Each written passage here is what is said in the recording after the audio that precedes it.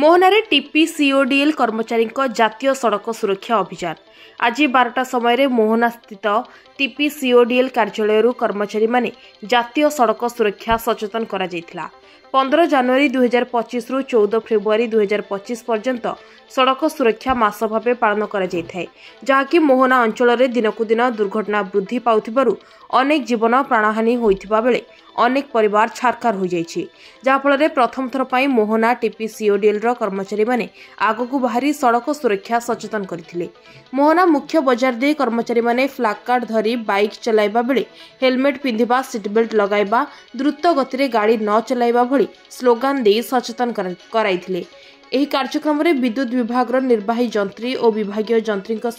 बहु कर्मचारी जोग देथिले।